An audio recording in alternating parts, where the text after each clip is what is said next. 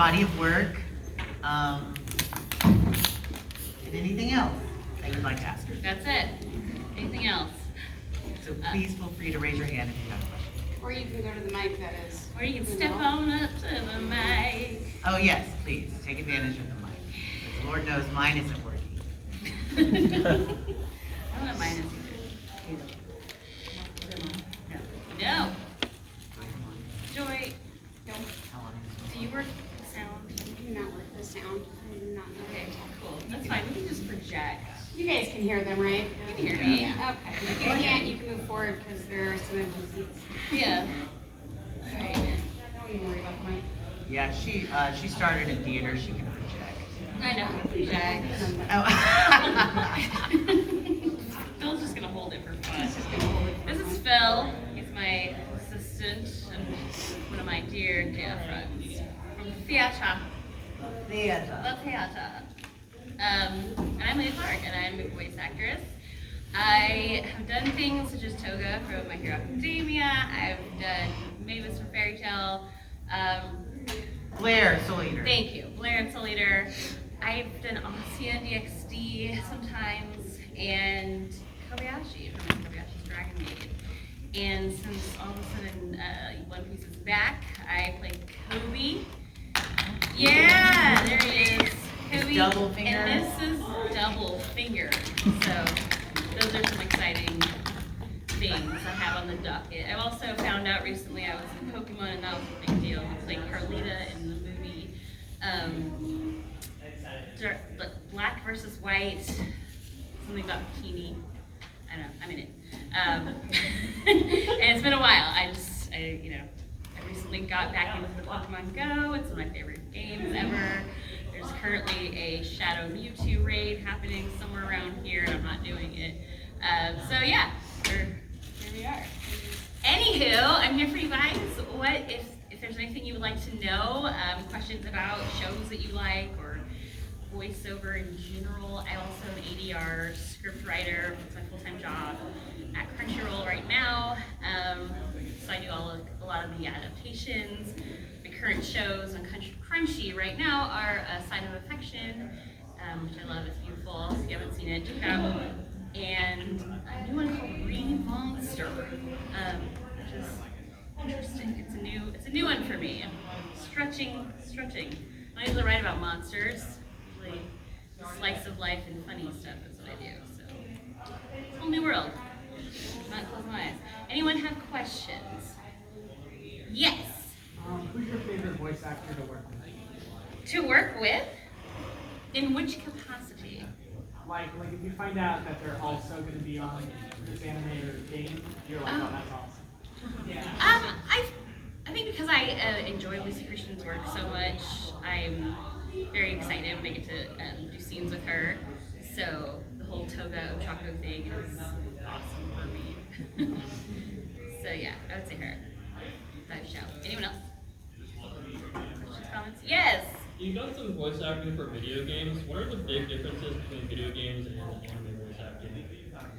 The biggest difference is that if the video game is very high profile, you will be voicing it without even knowing what you're voicing. I am in Borderlands, but I didn't realize I was recording for Borderlands until it came out. And I thought I was recording for something called Willow 2.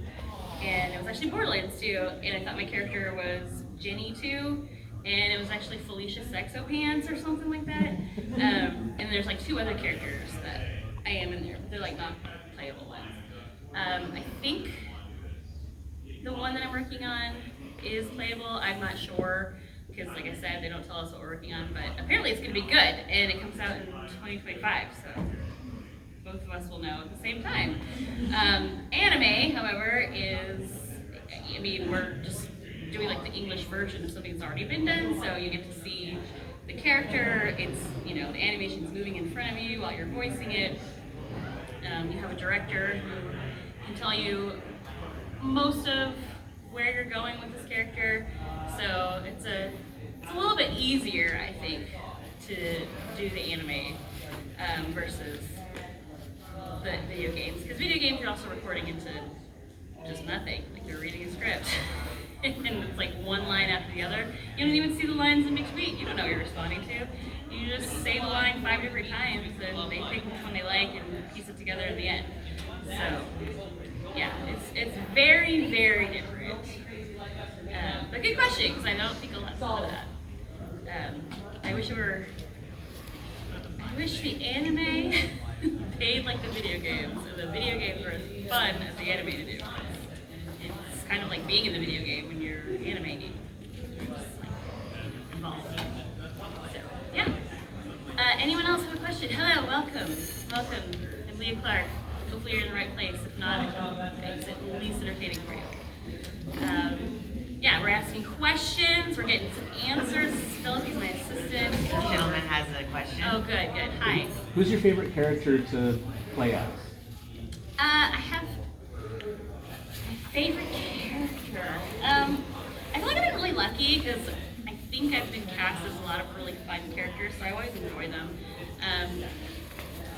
I feel like the ones that made the most impression on me are probably Toga from My Hero Academia and Kobayashi. Miss Kobayashi's Dragon Maid.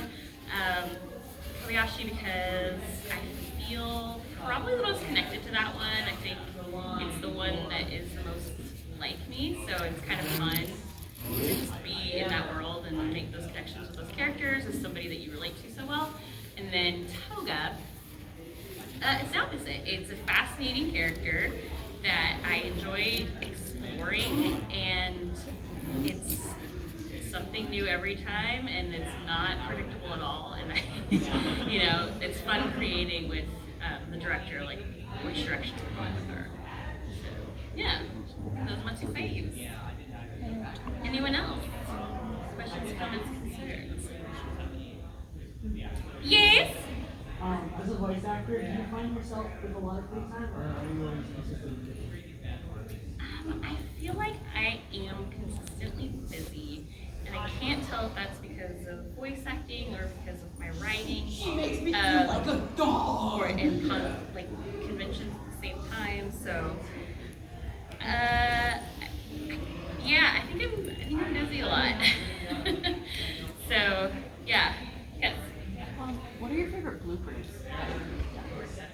Probably the ones from Miss Dragon Maid, Miss Kobayashi's Dragon Maid that are on YouTube. I would YouTube them. And yeah, enjoy. They're fun. Kyle Phillips was our director. He's also really good friend of mine, and he was a huge fan of doing bloopers and outtakes and stuff. So I think he's got like a few videos on YouTube of Dragon Maid. Yes. So check it out. Oh, got really quiet. Anyone else want to know things? Stuff? Cool. All right. Well, thank you for coming. See you too. You did that in 8 minutes. Good job. Yeah, Leah has a booth here. This doesn't work. Leah has a booth here, and we'll Me be too. there. And we'll be signing and taking photos. No, you still have 45 minutes. I think Start 8 dancing. minutes. No, you've only been up there for 8 minutes. Oh. Has not been that long yet, I'm sorry. It's okay. I It's don't cool. care if that's forever. It's fine. Listen. Yes. Do you have any projects you're working on that you can talk about? Yeah, sure. I'm in Dr. Stone. I play a character called Amaryllis, and she's still recording, so that's current. I'm also gonna be in the Spy Family movie as my underrated character Sharon. I adore her. She needs her own spinoff. I keep going in every time being like, is this the moment? Is this the moment where she has her breakout episode? It never is, but she's hysterical. She says all 5 things the entire series, but she's great. I love her. And she's in the movie, so go see that. Sharon, Spy Family, cigarette, inside the office, no ashtray. I don't know, but she's great. Yes. What's it like socially being a voice actor? Like around friends and family, do they ask you to do lines? Do you jump into the voice just to do pranks? Like, what's it like just being a person who does voice acting but out in the world? or is it nothing? I don't know. It's just normal. I mean, I don't, hold full conversations and, in Toga voice or anything like that. Sometimes it's funny, like when I meet people for and they, you know, figure out what I do, and then, you know, they'll hit me up with a do the voice. Sometimes I do, sometimes I just laugh about it and like move on with my day. But yeah, I don't know. I'll say as a friend of hers, Oh yeah, this one knows. I'm not totally well versed in the anime world, and so once I started working with her, I hadn't heard any of her voices. So she's not just out there giving them out willy-nilly. But once I started working with her, she's been doing them for me. Well, they're usually for fans. He's there. Yeah. So I'd ask you, like, Oh, yeah. do this one for me. Let Oh me hear that one. yeah, Yeah, and yeah. I try to steal it. Yeah. He's like, dude made this, and then he like mocks me. I try to imitate her. And then when he gets it really well, he's like, okay, cool, I'm gonna go after your roles. I'm still your friend. So yeah, good times. Yeah, and you do a good Mavis. Thank you. You're welcome. Good times. But other than that, I'm pretty fly low. Yeah. I'm low key. Anyone else? Yes. One of the other voice actors on Friday said that a lot of voice actors have side gigs, like some do streaming, some have other side projects. Do you have anything you do on the side? I Cole was, no, I'm just kidding. He didn't even laugh. He was like, oh, shoot. Like, didn't know I was getting into this. No, I'm a side, jeez. Well, my full-time job is as a writer, and I have to write 2 scripts a week, and it sucks. Sometimes. So that takes up a lot of time in general. But gosh, side gig. I think running my social needs turns into a side job sometimes. And I'm about to start an eBay an eBay site because my husband is from Egypt, and we go like probably every other year, and we buy a bunch of stuff because you know the exchange rate is so different. But all the stuff is like handcrafted and it's beautiful, and a lot of it's antique, and so we bring it back to like give as gifts, and then once we're done giving out gifts, we just have a bunch of Egyptian stuff. So we'll be putting that online soon. So if you need any Egyptian stuff. I'm trying to get her to audition for more theater. Oh yeah. Because she's done a lot of theater, and I will say Leah is an amazing singer. Aww. She can really sing. Really, really sing. So hopefully she'll be gracing stages Gracing. again, singing her face off. She's not So hitting the pole. only every other Saturday. It's good exercise. It is. Yeah, totally kidding. Look, you find it interesting. Great. I'm sorry, it's not my fault. This one. It's gonna report to Alex. She's never having me back ever. Anyone else? Questions, comments, concerns? Yes. Can you take us through your process of preparing for a character? Oh gosh, yeah, okay. So I get the phone call, Leah, do you want to come do this character? I'm like, yeah, and then I show up and they're like, here's what you do. No, it's really like, it's totally different than any kind of like acting, because most acting jobs you can do some research, you can memorize your lines before you go in, you can make decisions based on your character, you can do all this cool stuff before you ever get into like your rehearsal or your set time or whatever. But with voice acting, I mean, I don't really know what I'm doing until I go in there. Even if I'm playing Toga, like even if I know, oh, I'm going in to do a Toga session, I mean, I don't know what that scene consists of until I walk in, and then Colleen's like, okay, here's what's happening today, we're doing this, this, and this, and then we go through it. So really the only prep that I would say I really do for voiceover is just make sure my voice is healthy, drink enough water, I try not to consume dairy products prior, take a few little green apples with me just in case I need to, and that's about it. And then as far as the character work, it's kind of fall back on your improv skills, I guess. It's like you just go with it, and the basics of who your character is, so you kind of get in that mindset and then just react as they are. Yes. You mentioned you're a writer. Mhm. Writing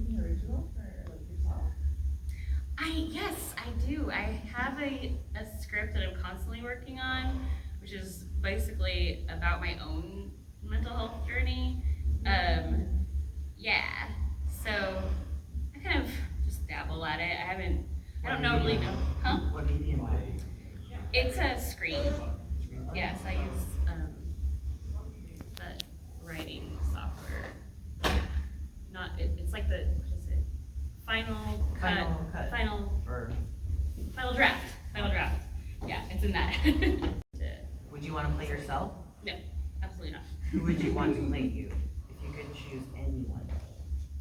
That like changes a lot. Sometimes like I'll just be visualizing like just a different actress that I don't even know. Recently it's been Jade, honestly. Jade Jackson. Yeah. Very cool. Yeah, just because I started to not see the character as me so much anymore, just kind of like based off of me and like Cool. the type of person. Like I just thought it'd be really cool to have somebody who is, I don't know, so unassuming as Jade play my dark past. So I don't know if y'all know who Jade Saxton is. She's a voice actress. She plays Kana in Dragon Maid, and she's Carla in Fairy Tale.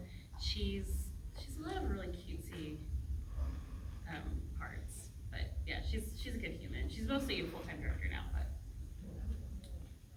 yeah. She's amazing. She's also an amazing singer. She is. She's in Butterflies Are Free right now in theater.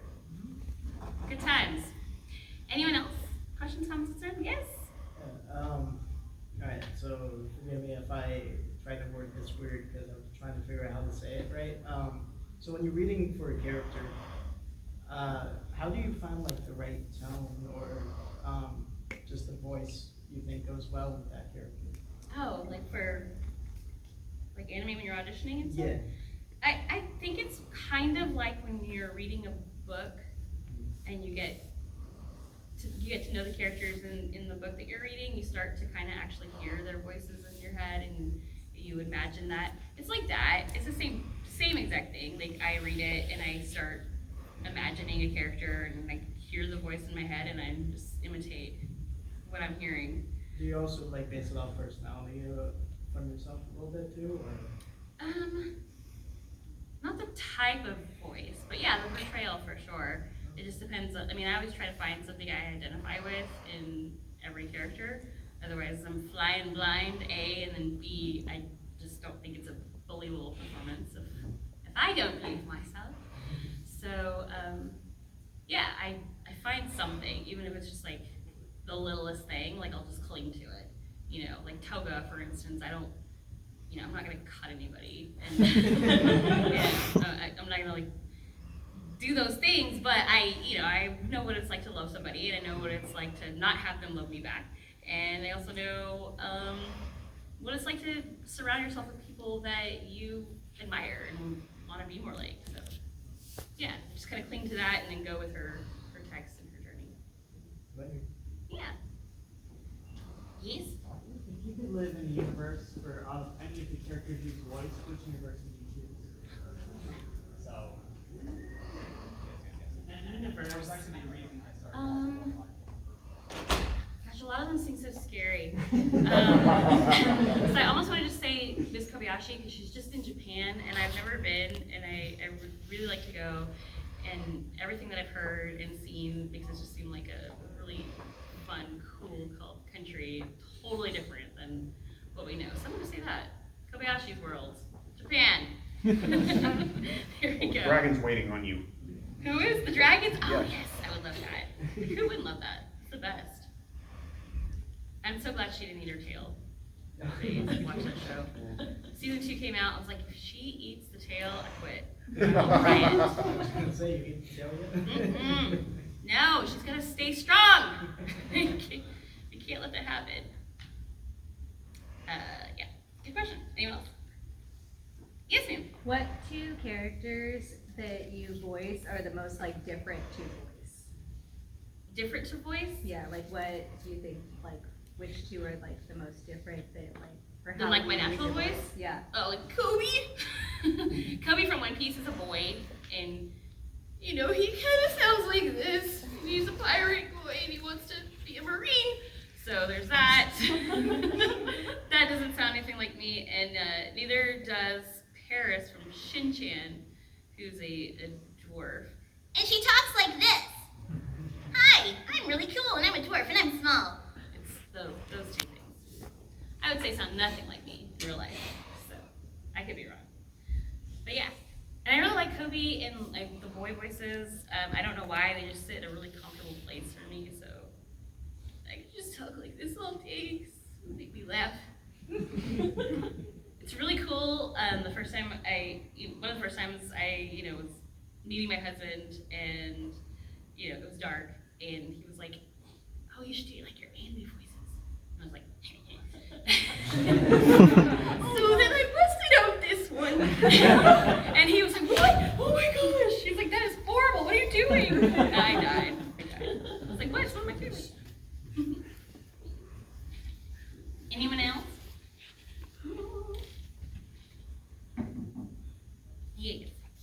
Yes, Green. If of the characters you voices, which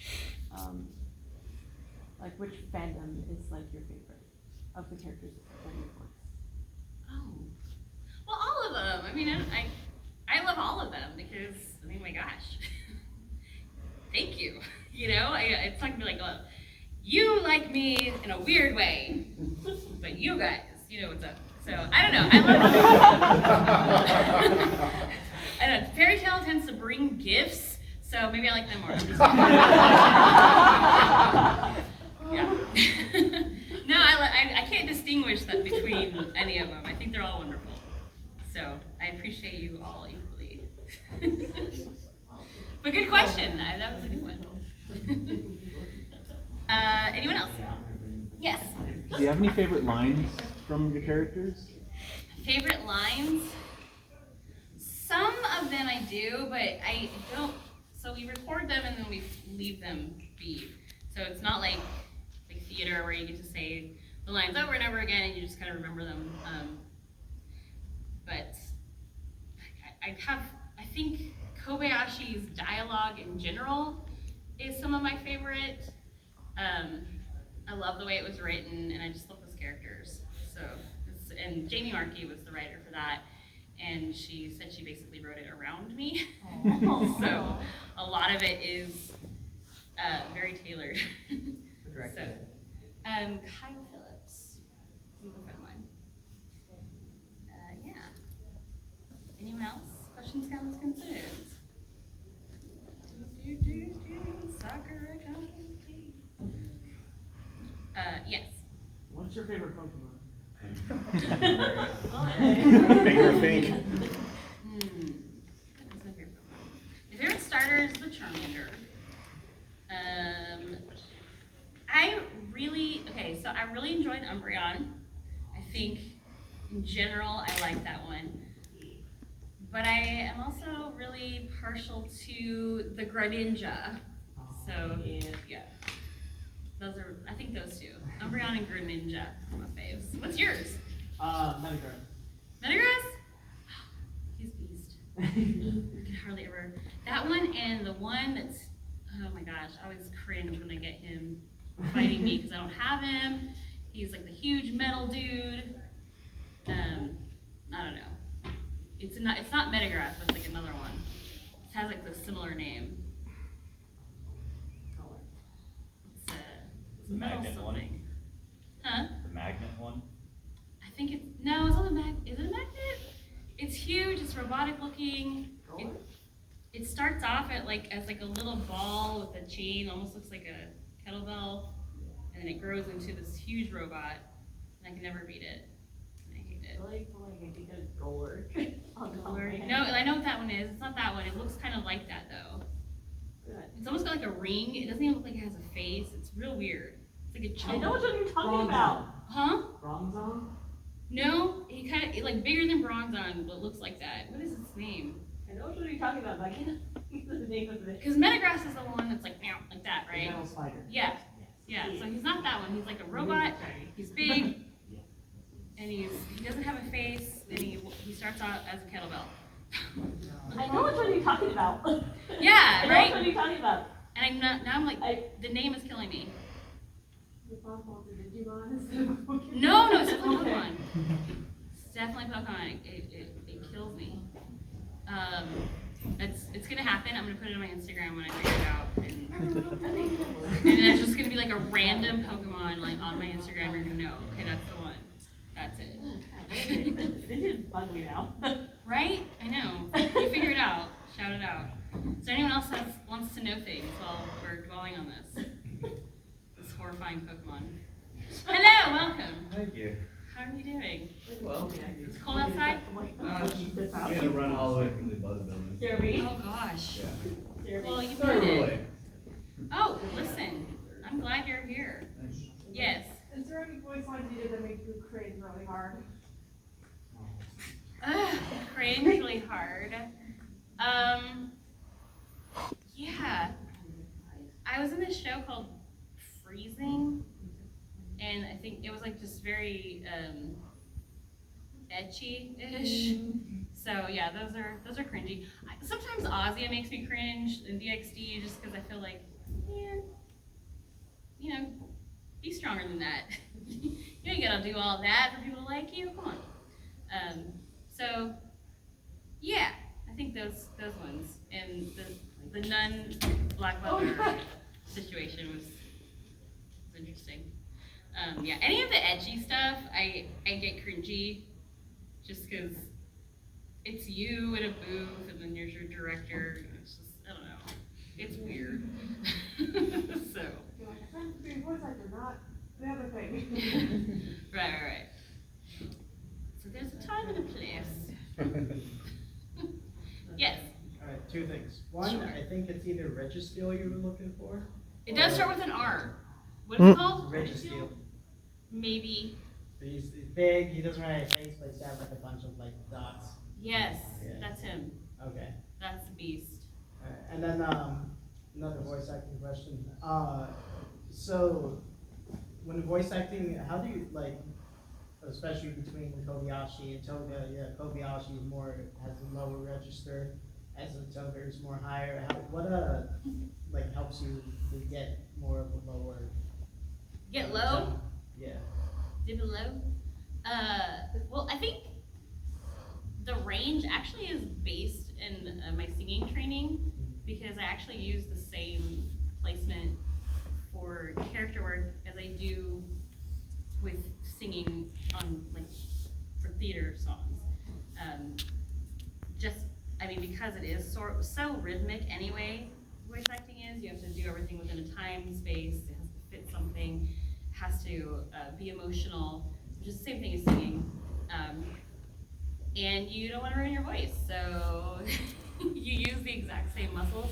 I feel like I have trained a lot vocally as a singer, and my range is pretty wide in that way, so I think that has a lot to do with my character range as well. Yeah, because when I tried, my voice is kind of high, so I've been trying to go more low. Dip it low? Yeah. I I would, can't really keep it until when I say certain words and then it goes. I always advise people that are serious, first fall in love with acting. But secondly, if you do want to do more animation and voice acting, I would highly recommend taking singing lessons, like seriously studying singing, not necessarily because you want to be the best singer, but first of all, because it trains your voice, it gives you muscle placement, and it helps you to not hurt yourself, but mostly because it trains you to listen to yourself.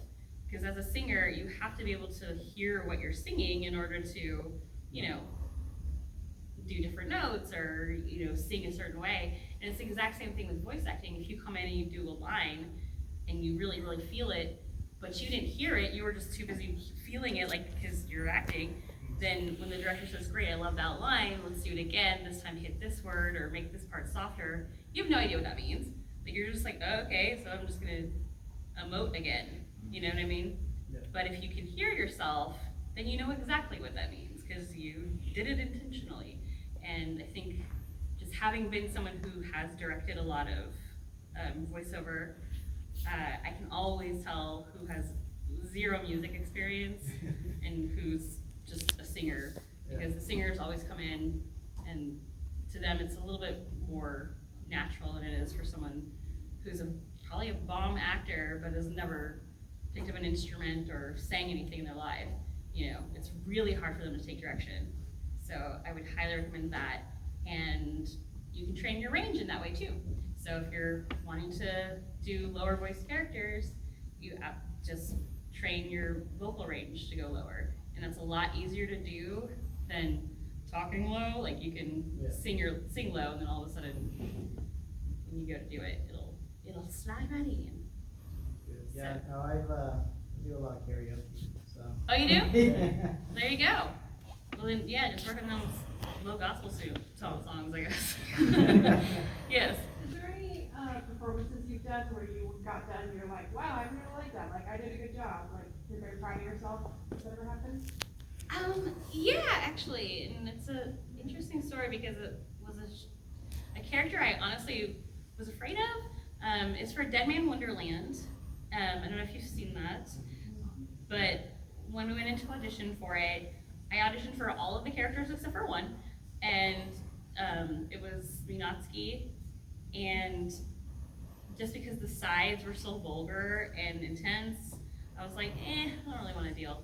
And then the director of it, Joel McDonald, he was like, why aren't you auditioning for that? And I told him, you know, why? And he said, okay, well, can you just read it? Like, I just want to hear what you sound like on it. He's like, just for fun. And he's like, it'll just give me a chuckle. I was like, okay. So I read it for him, and then he called me back, he cast me, and he was like, okay, here's the thing. Let's just try recording it. He's like, if you don't, he's like, I understand what your the issue is with it, but I think if you understand the character and where it's coming from, like, I feel like you'll feel good about it. If you don't, then it's fine, like, we'll cast somebody else. So, yeah, I think, and it was very much true. It was, it kind of captures my entire range in one character. So, she goes from, like, the sweet, like, little innocent girl, and then you see her backstory, and she gets ragey, and she basically turns into Reagan from The Exorcist, and so I get to do all of that in 2 episodes of the entire series. And I was really proud of that performance, but it sucked because it was like, I couldn't really tell a whole lot of, like, my family who would care to watch it. But then they did this thing, and they're like, oh, well, no, it's going to be on Cartoon Network. So what we're going to do is we're going to go in and we're going to dub over, like, all of the really foul language, and it's going to play on Cartoon Network. And I was like, okay, cool. So I told my mama to watch it. I was like, because I was really proud of that performance. Like, I really, really did feel good about it, and I thought she would be impressed. And turns out that the recording of all of the language and stuff was kind of a fallback, and so Cartoon Network could go in and choose which ones they wanted to cover up and which ones they didn't. It wasn't all of them. So yeah, I definitely got bleeped 18 times on Cartoon Network, and a lot of the stuff was not changed. And my mom called me and she was like, yeah, next one probably won't tell your grandma to watch. Yeah, good times. Minatsky. Yes. Did you like Toga, or what was your favorite character, I guess, actor, the voice? So I'm not gonna call you out for being late. I did answer that. I'm just kidding. I'm kidding. Yeah, Toga and I think Miss Kobayashi, or Miss Kobayashi Dragon Maid. Have you seen that one? She has. You have seen it? Oh, you read the book? Okay. You should watch it. It's super fun and super cute. I think you'll like it. I hope you like it. If you don't, let me know. Oh, you did? Oh, cool. So you're all caught up. You're ready for season 7. Yeah. I know. I'm scared, y'all. I want it to be over. I want it to end. Who knows? Anyone else? Yes. Just want to play off that last question. Whenever you go into an audition, at least when you're not specifically handpicked for something, whenever you go into audition, is there a particular type of character you're usually drawn to, an archetype or anything like that, or is it just kind of whatever they throw at you? I am drawn to more slice of life characters. So I usually gravitate towards characters that aren't really big and over the top, because I feel like my strongest performance is in, like, I know I can really deliver very naturalistic reads that still work for animation. So Kobayashi, right? Yeah, like Kobayashi, like Saki in Eden and the East. Let's see, there's been a few. Kagura in Kagura Zero. Suzuka in Suzuka, I think. Yeah. And I feel like that's my more unique talent, because I feel like a lot of people can do the big over the top stuff. Like everyone does a teenage girl, everyone does a mom. I feel like not everyone can capture just, natural speaking. So, thank you. That does my face. Yes. Is there any animes you voiced for that you weren't anticipating to blow as big as it did? Yeah, DxD. Like, what? I thought that was I thought that was the throwaway, like, B property that we had to do to get the good one. So the fact that it turned out that it was a more popular show was very surprising, and that it went to broadcast was wild. So, especially at the time, because we were only doing like the bigger shows for broadcast when DxD came out. So, yeah, I was surprised. Yeah. Anyone else? Questions, comments, concerns? Yeah, cool. Joy, what's your time? 1:31. Oh, You started early. I did start early. Yep. All right. So let's do 2 more questions. Does anybody have 1 or 2? If not, I can meet you at the booth, right? Or Joy will do a number. Joy, you want to do a number? Do a number. We're Yeah. gonna tap dance? Yeah. I mean, you sing. Why don't you sing a song? Oh my God. No, that's So I fair. got a question. That's fair. This one's kind of question. What's your favorite line? All time. Of all time, All your lines. I have no idea. Do you have What any about lines? just my hair acting? Huh? What about just What's my your favorite hair? Toga line? Toga. My favorite Toga is, "You're not my type, but I'll cut you anyway." Because it's also kind of like a double entendre, like blood type. She'll cut you anyway. Love it. See? Just got it. Yeah. So that's definitely so you're very welcome. Thank you. All right, we have one more slot. Anyone want to book it? Right there. Yeah, there's been some consolidation in distribution. Has that impacted your work? I don't think so. No, not really. No. It's like doesn't matter, like Crunchyroll or whatever gets bought out, doesn't impact you. Oh yeah, no, it doesn't. No.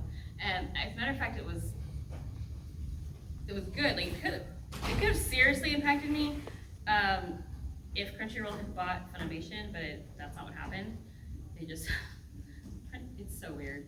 Funimation bought Crunchyroll, but they kept Crunchyroll's name.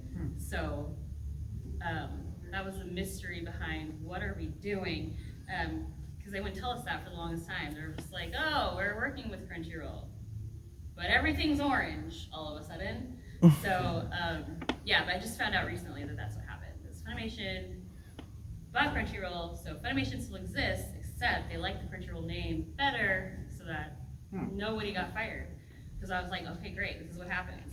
This is what happens, companies buy companies, and they put their people in, and everyone's out for a job. And nobody got fired, so it's like, what's going on, guys? But yeah, so no, nothing was affected, because it's still Funimation. They just got a new look. Is nothing branded as Funimation anymore? Not anymore. Yeah, and it hasn't been for a while, but I think they just made it official, like, maybe a month ago or something. They just decided to tell everybody, we are no more, which I thought was weird, but who am I? I'm just an actor, guys. Sheesh. 2 episodes of One Piece. Come on. Okay, yeah. Are you going to the premiere at the Spy Family movie? Am I going there? Yeah. No, I am not. They did not invite Sharon to the premiere. Gosh dang it, darn it. They should have, though. I'm still waiting for her spin-off movie. She's hysterical, guys. And I'm going to put it out there because no one's even noticing. And I don't blame you because she has 3 lines and whatever, how many episodes. But she is funny and she's brilliant and she's great and she needs her own show. So, but no, I'm not going to the premiere. But Sharon will be in the movie. Shout her out when you see her. Awesome. Most underrated character I play. Sharon. I'm gonna make a print of just Sharon. And just put it on my table. Yes. It's like, who's that? It's freaking Spy Family, yo. Right there. It's the best character. Yes. When you're voice acting, do you ever like move around or like? I do move around. I look really weird recording. I notice it depends on the character, but I hold my hands in a certain way depending on who the character is. And if it's a weird character, and it's not like I'm doing this consciously, it's always this awkward moment where I'm like voicing and then I look down at my hands and I'm doing something like this and I don't know why. But it's like, this is how you know you're doing Toga. It's like these weird arms. And like any shy character, it's like this. And like they have to adjust the mic so much because I'm like shy. It's just the weirdest thing. And that's the involuntary stuff. The one that is voluntary though, this is fun tidbit for you if you're a voice actor, is if ever I feel like I'm just boring or like I don't have enough energy, or if I can tell like the director's frustrated with me, they don't really know what's wrong, but something is wrong. If you just like move a little bit, like even just like move your shoulders or just like take a step forward before you say every line, it automatically just gives you, gives your voice a little bit more punch and energy and flavor, and I don't know why, but it definitely works. So anytime the director's like struggling to get a read and they don't know what it is, if I just do that, they're like, yes, whatever that was, great, let's move on. So that's I have 0 energy tidbit for you. So there's a difference between, I'm a cat on Sunday eating yogurt and I'm a cat on Sunday eating yogurt. It just kind of gives you a little lift in your voice. Good times. All right, is class dismissed? Yeah. Thank you, Thanks, everybody. guys.